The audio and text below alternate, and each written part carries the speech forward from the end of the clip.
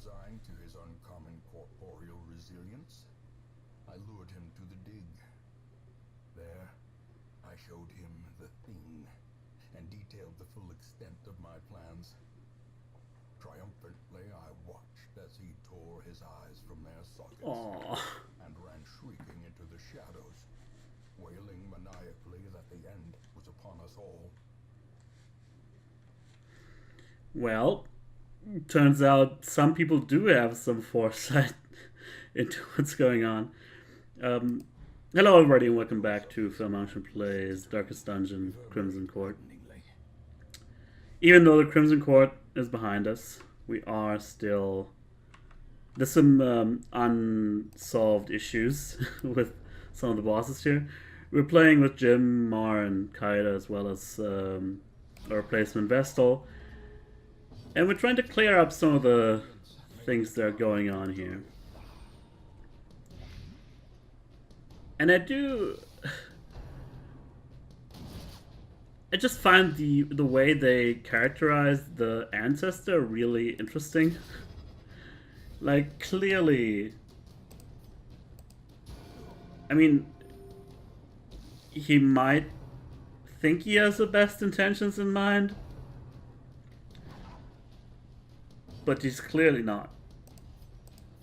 Or rather, we don't know if his intentions are his own. Although, of course, he should be dead already, so are we talking to a ghost now or something? Maybe? Ghosts are a thing, I think. But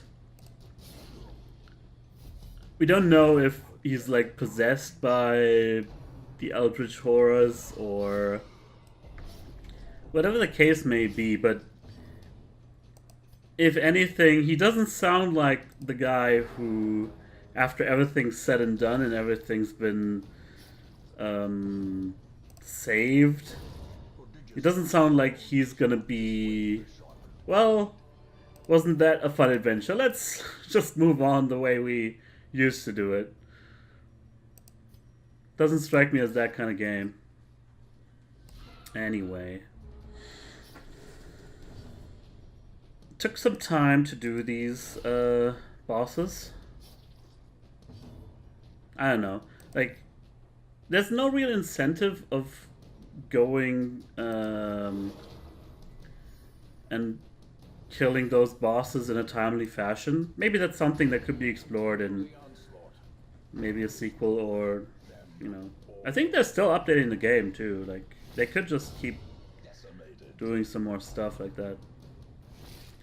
I'm thinking of, you know, how Hubrisss has been doing it in XCOM 2, where depending on how fast you're...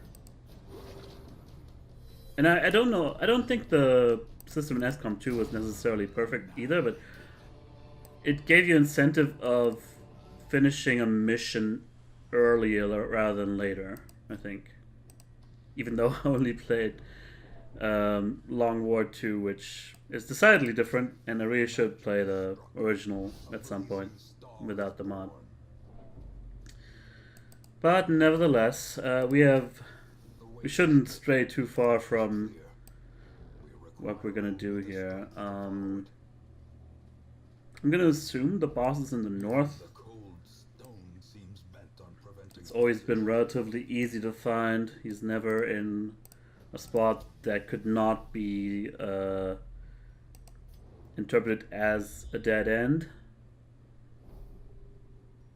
Yeah. So we'll just take the quickest route so we can properly heal up in while camping.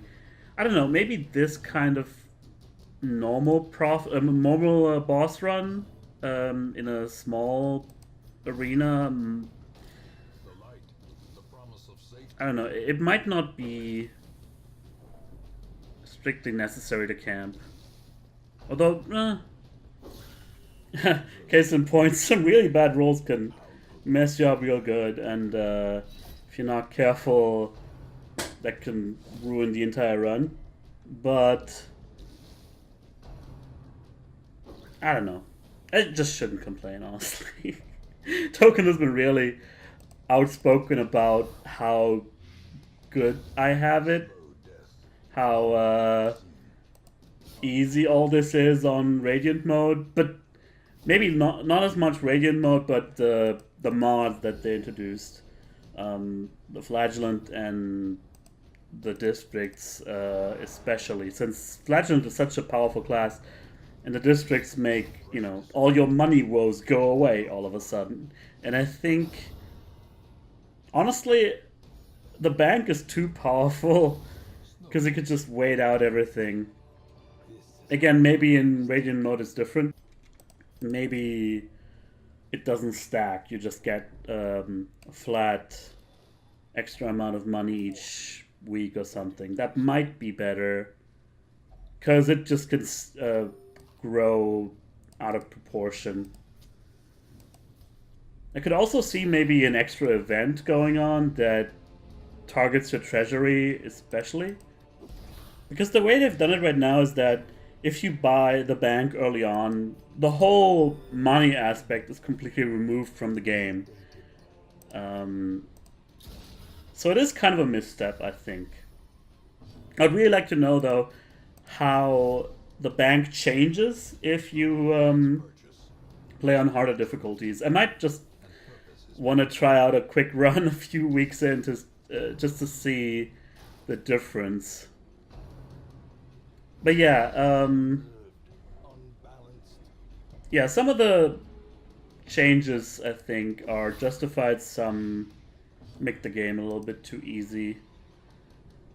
Because essentially you could just wait out everything. I don't know. It's a weird problem to solve. I would not like to be a game designer on a game like this and solving a problem in that way.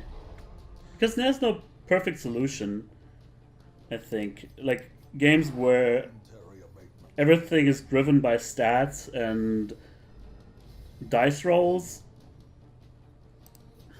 it's hard to make it in a way that waiting things out is not an option, I feel.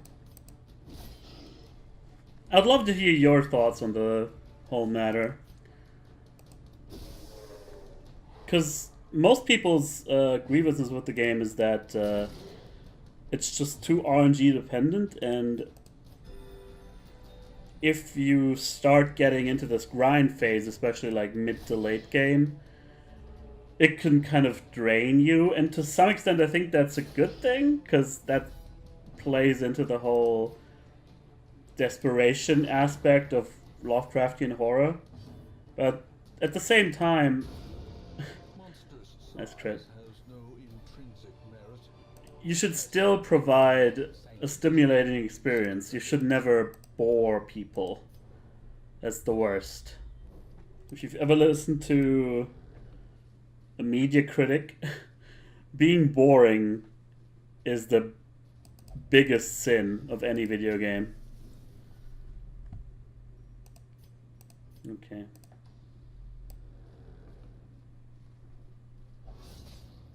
We're inching ever closer. Necromancer's almost around the corner.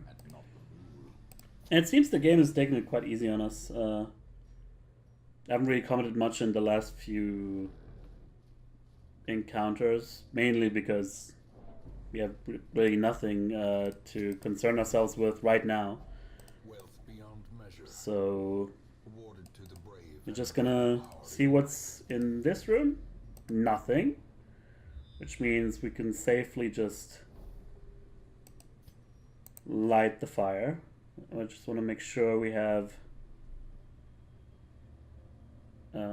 something that prevents nighttime ambush. And we want to pick the right ones that let us do the best things. Like hers, like every nighttime ambush prevention ability gives you a different benefit. I think having this one is best. Let's just huddle together. It's similar to the other ability that the Vestal has, but I think the Vestal's abilities that she can replace with that are better. And that's about it. The gibbering prophet.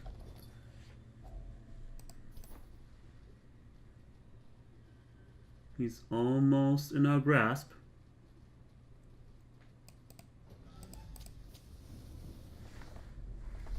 And here we go.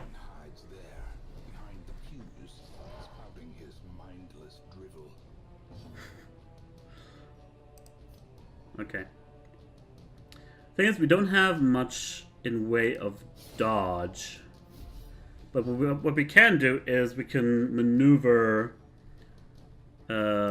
some people into a position who are tankier than others. And I think Jin can take a punch while we heal up Mar. Nice. That's a rare backline hit. We can steal ourselves as well. And yeah, the rubble's not that bad. So now, okay, so now the Vestal can actually focus on healing herself while we make sure the damage doesn't get quite out of hand yet. Well, the attack has to actually hit first before you can heal yourself. Oh well. Rubble of Ruin. At least it doesn't inflict any status effects. Okay. So we get a little bit of a... Our Vestal will get a little bit of a break, and that was a nice crit even though... the frickin' rubble thing still has like a sliver of health left. Okay. Let's try this again. That's a nice crit. Didn't heal that much, but you know. And we inch ever closer. Nice! Okay. Awesome. Okay. Kaida being targeted. I don't know if I can do much in that case. So instead, I'm just gonna stack some Blight. There you go. And we're just gonna wait and see what happens. Because apparently we can just dodge that attack sometimes. Nasty. 45! A little much. Now, everybody's gonna probably be, end up with a Death's Door debuff. So I just want to make sure they're not on Death's Door right now.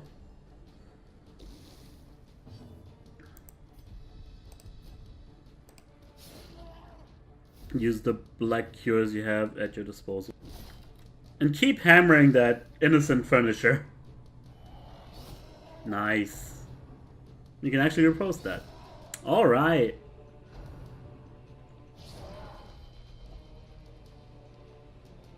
Yeah, he doesn't really prophesize your engine.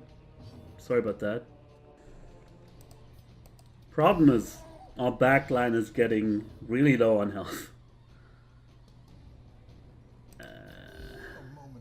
I don't know.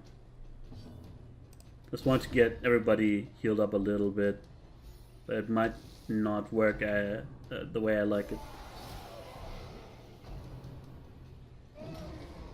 Okay, well at least one of them made it out. Ooh. Okay, that doesn't deal damage yet. So I think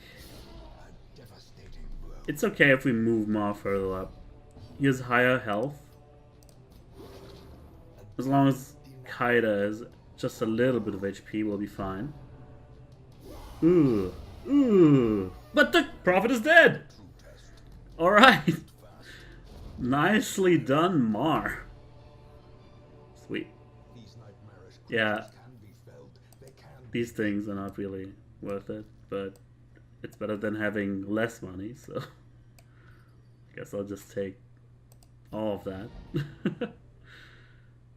Well done, team. Well freaking done.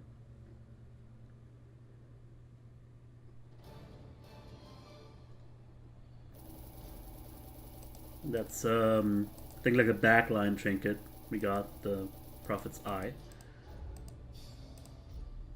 More death seals. Probably good for the Darkest Dungeon quests as well.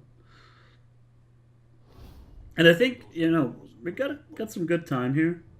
tonight. Well, that's not so bad actually. We might be able to squeeze in another. Oh, that backdrop is beautiful though. I like it very much. So everybody just gets treated in here. There's no real reason to do anything else. And I wish you didn't have to go back into the embark screen to unequip or to have all the heroes be removed from the party each time. It's just easier for me to look through the unit list otherwise. Now, I'm actually running out of negative quirks to purge. So hard to say who we should focus on right now. Actually, he has a lot. Let's purge that clumsiness musket. We can reinforce the natural swing as well. And then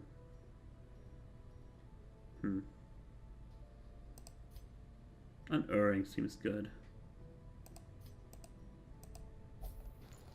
There we go. And how about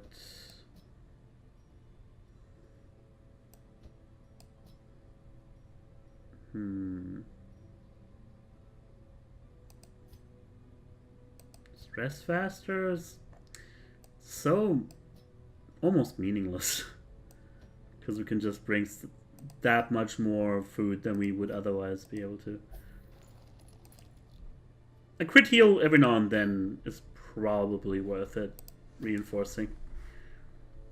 Okay, so we do have the Swine God left. The Warrens actually is the only area we still have bosses to fight in. I think Swine God and you know, the thing, quote unquote, the writhing mass of flesh or whatever they call it. And I feel guilty for not including the abominations as much, because they're really powerful, but they don't fit into every group. Maybe Jazz? Just want to see if anybody is a Warren's phobe. Matt is a Warren's adventurer, and Jazz is a Warren's explorer and adventurer. So that sounds good. Nobody is really has any negative quirks for the Warrens. So we'll just take these abomination trinkets for the extra damage in position 1. It's a little bit of a trade-off because, and we'll take the Crimson Court trinkets for the Jester as well. Although we would like the Jester in the 3rd position, maybe.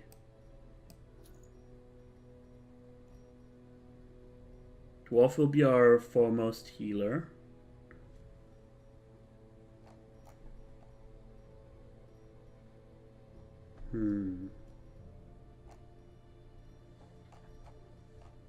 Something that's good in the Warrens. Or just the dodge. Extra dodge. The other one, I mean, it has less dodge, but disease resist. But only if the light is low. How about speed? If he's a main healer, and we know how the occultists are when it comes to healing sometimes, you might wanna check if so that he can just heal more often.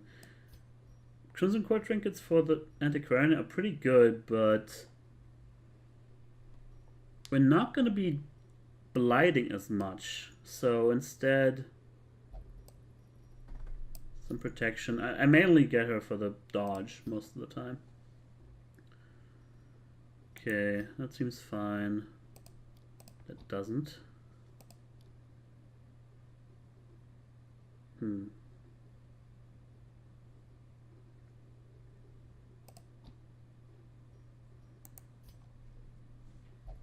There.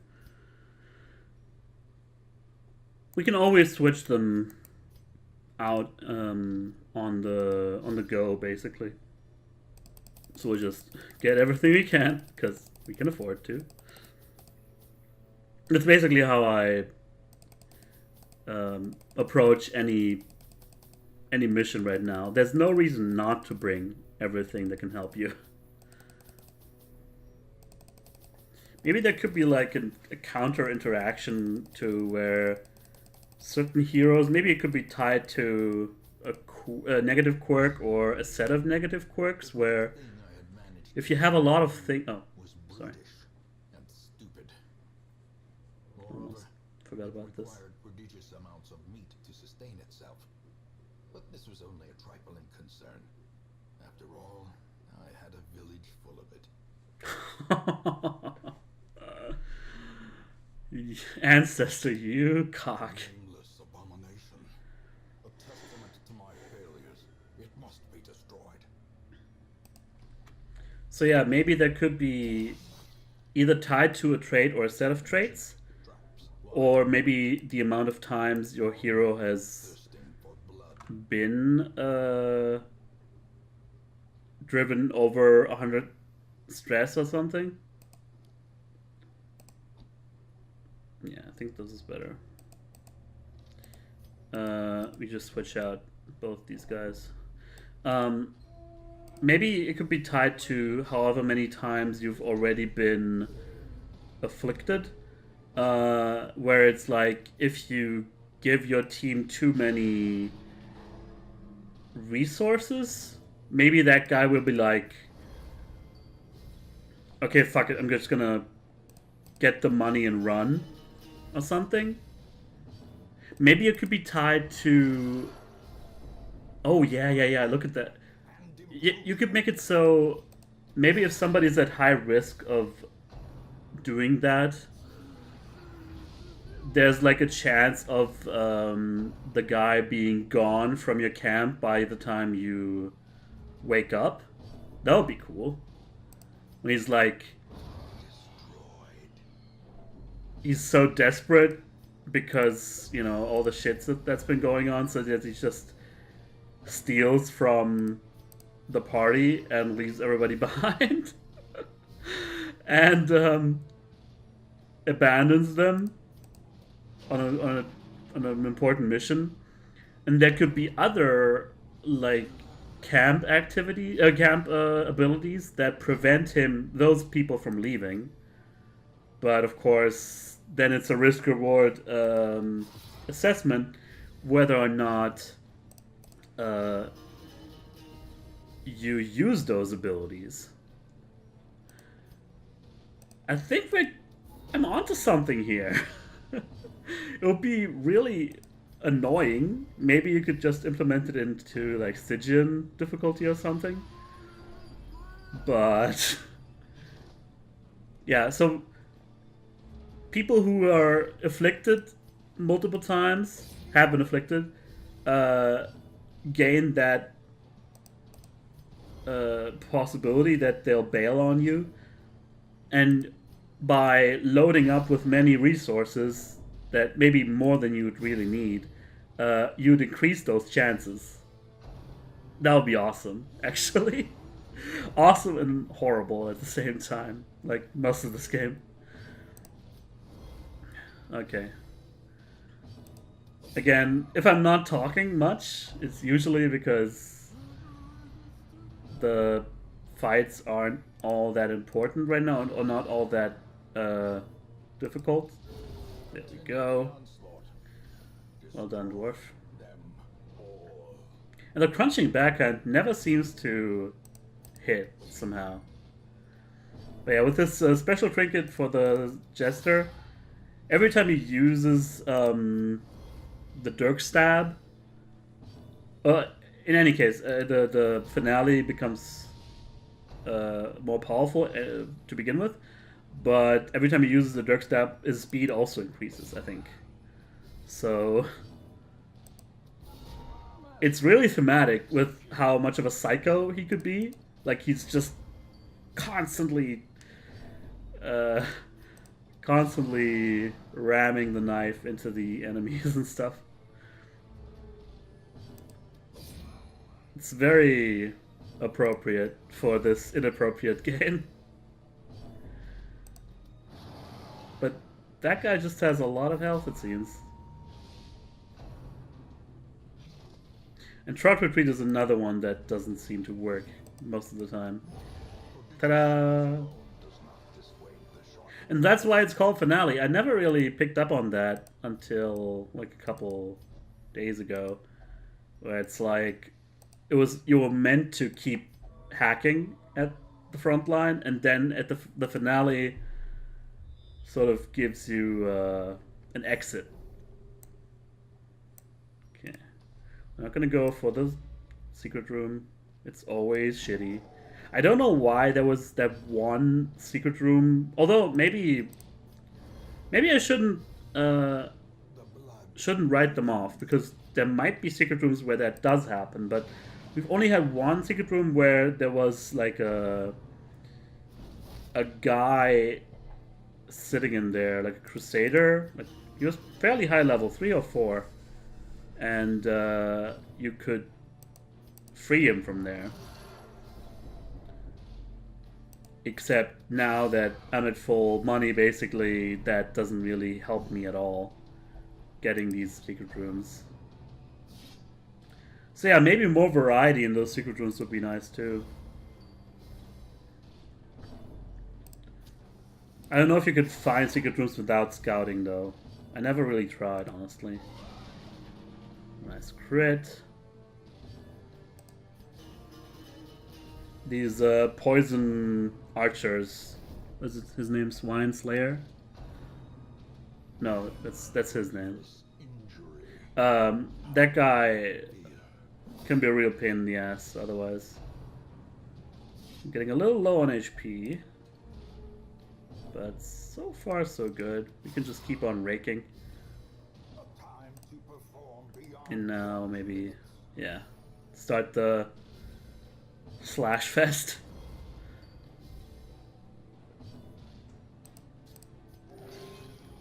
Okay, keep everybody topped off. Sweet. Oh, he is called Swine Slayer.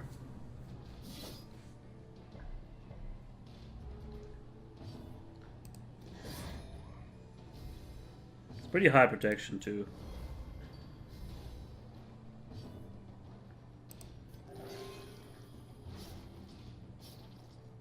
Okay, not too bad. Just gonna bandage up. We have more than enough, and then... okay.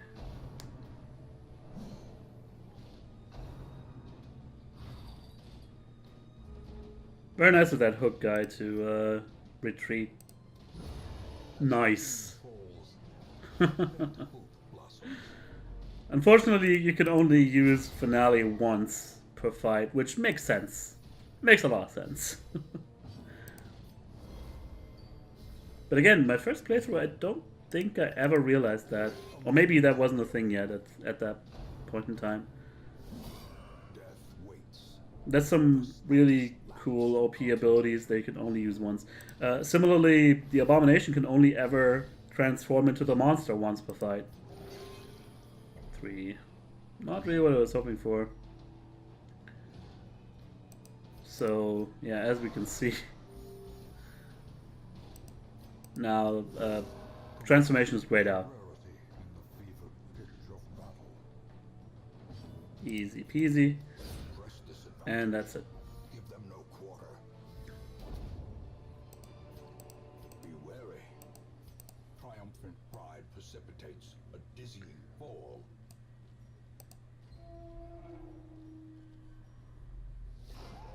Okay. It's also the same enemies over and over. That's another thing. I still keep talking about sequels. But in Darkest Dungeon 2, if there is going to be one, I'd love to have more enemy varieties. Maybe even... Hear me out. Like, a bigger crew of people? And more enemy roles that are... A single strike. It just came to me. More enemy roles that are not, you know, as powerful as, you know, to be able to carry a whole team. Like some more support heroes. Like maybe you're able to carry 7 heroes onto the battlefield, let's say. But, and here's the thing, there's a chance, or there's certain room archetypes where you could be attacked from the other side. Like you could be attacked from the left as well as on the right. And then you have to, you know, quickly regroup so that all your support units are in the middle. So you have 3 maybe support units in the middle and 4, like 2 each on the outer ends of that. That'll be interesting. So many possibilities. I cannot stop speculating, apparently. Gotta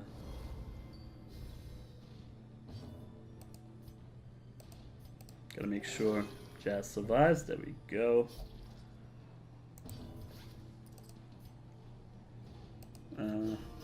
Yeah. I was thinking of stress relief maybe, but...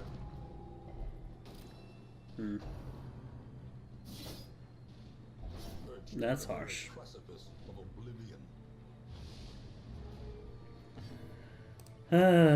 Oh well. Excuse me? More ashes. More disappointment. What the hell, man? That... That's you really can't prevent at all. Like, those were 2 bad rolls. It's always the 2 bad rolls. God damn it. I'm sorry, Jazz. Confidence surges as the enemy crumbles. I don't know if we should continue.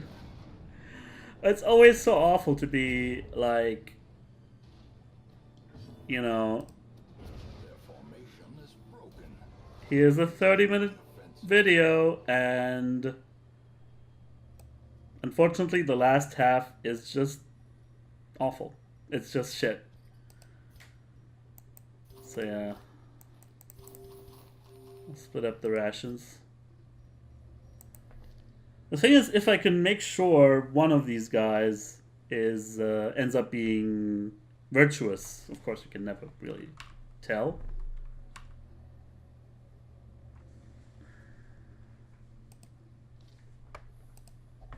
Just want to make sure I have stress relieving abilities here.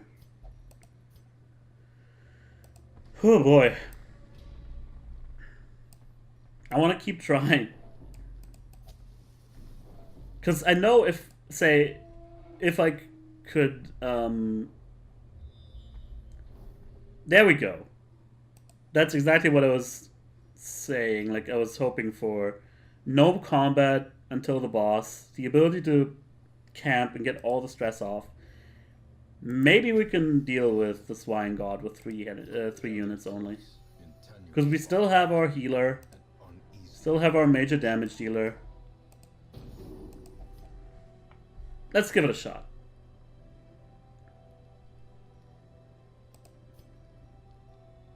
You can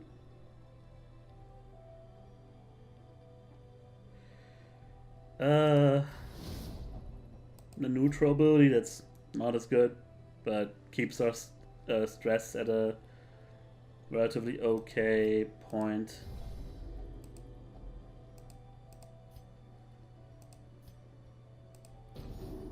Okay. Could have been better. Could have been a lot worse.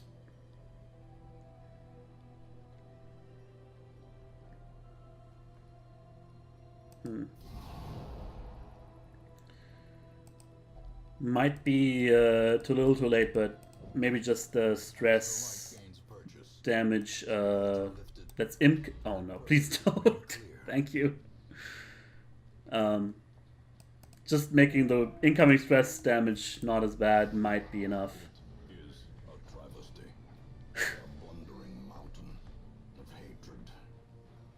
Yeah.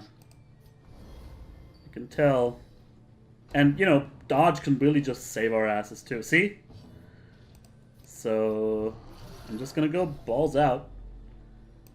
And hopefully overwhelm him with damage. And that'll be that.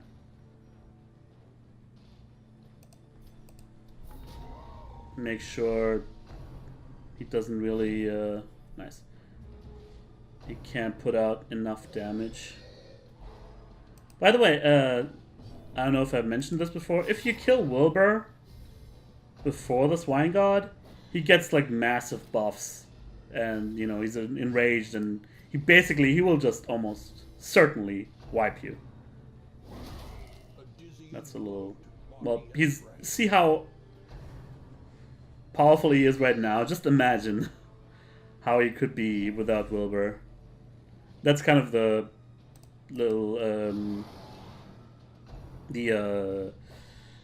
gimmick of the fight. It's a little okay. So you'll have to endure him stunning you every so often and marking you, but at least, you know,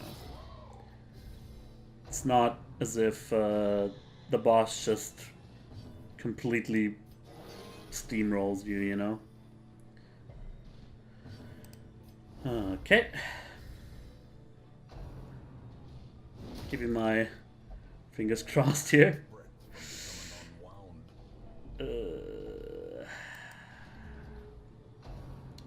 Forgot that he's so... Oh, great.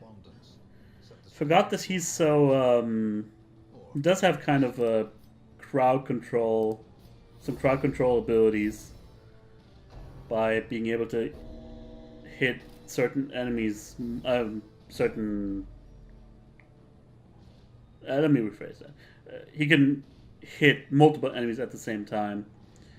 Now I'm kind of stuck because I have to keep dealing damage, but the dealing damage because there's no real way out of it otherwise, but I don't know what else to do. Like, I should really heal up, but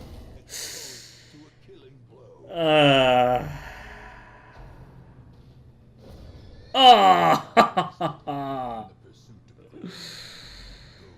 already had that achievement game. You didn't have to give it to me.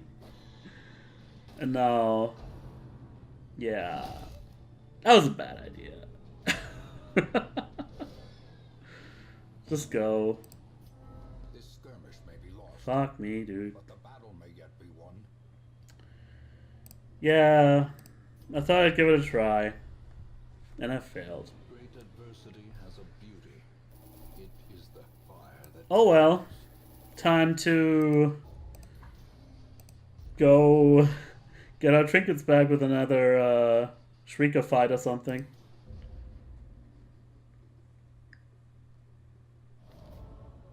Well, that didn't feel good. Hey! We can now level up our new recruits that we will almost certainly need at this point with no level restriction. Oh, well. 1 out of 2 ain't bad, I guess. Anyway, thanks for watching, everybody, and I'll see you guys in the next one. Bye-bye.